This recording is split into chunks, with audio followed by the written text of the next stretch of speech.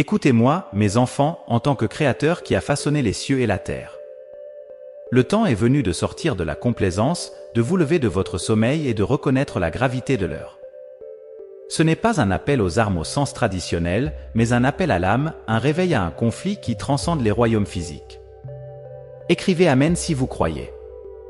À travers les âges, j'ai observé l'humanité aux prises avec des épreuves terrestres et autres. Des guerres ont été menées sur des champs de bataille imbibés de sang et de larmes, mais la confrontation dont je parle maintenant est plus profonde, plus omniprésente. C'est une confrontation qui plonge dans les recoins les plus profonds de votre être, remettant en question l'essence même de votre âme. Vous avez l'habitude de considérer la guerre comme une réalité lointaine, confinée à des régions éloignées de votre vie quotidienne. Cependant, la lutte que je porte à votre attention n'est pas limitée par la géographie ou la nation. Elle se rapproche du seuil de votre conscience, s'infiltrant dans les espaces où vous trouvez le réconfort et la paix. Ce n'est pas une guerre menée avec des armes d'acier, mais avec la résilience de vos convictions les plus intimes. Dans les Écritures, vous avez lu des récits de lutte au-delà du monde visible, où des entités de grande puissance s'engagent dans une compétition cosmique. Le récit d'Élie confrontant les prophètes de Baal n'est pas simplement un conte des temps anciens, mais un parallèle aux défis que vous affrontez aujourd'hui.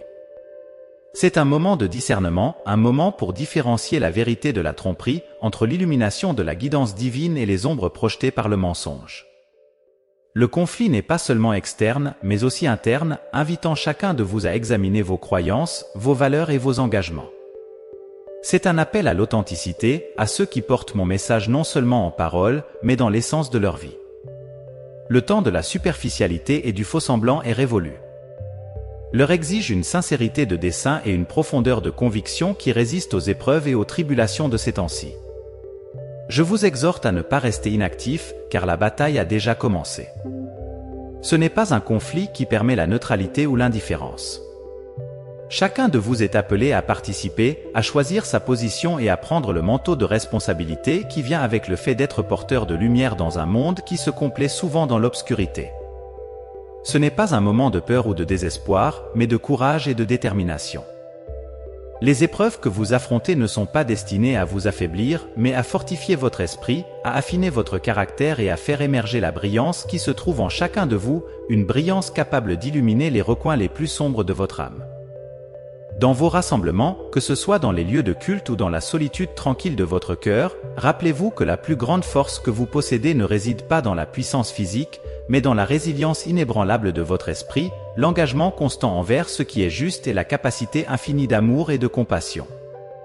C'est un appel à se réveiller, à se lever et à incarner les principes qui ont été le fondement de votre foi. Restez ferme face à l'adversité, inébranlable dans votre poursuite de la justice et sans faille dans votre engagement envers la vérité. En naviguant à travers ces temps turbulents, sachez que vous n'êtes pas seul. Ma présence est une constante, une lumière directrice au milieu de l'incertitude. Dans chaque acte de bonté, dans chaque geste d'amour, dans toute poursuite de la justice, je suis là, reflété dans vos actions, amplifié dans votre unité. Alors, revêtez-vous non pas d'une armure et d'une épée, mais de l'armure de la conviction, du bouclier de la foi et de l'épée de la vérité. Car dans cette lutte, ce n'est pas le choc des armées qui déterminera l'issue, mais la résolution de chaque cœur, la pureté de chaque intention et la fermeté de chaque âme. Accueillez cet appel non avec crainte, mais avec un cœur résolu, car il ne s'agit pas d'une proclamation de malheur. Écrivez Amen si vous croyez ce message et abonnez-vous pour en savoir plus.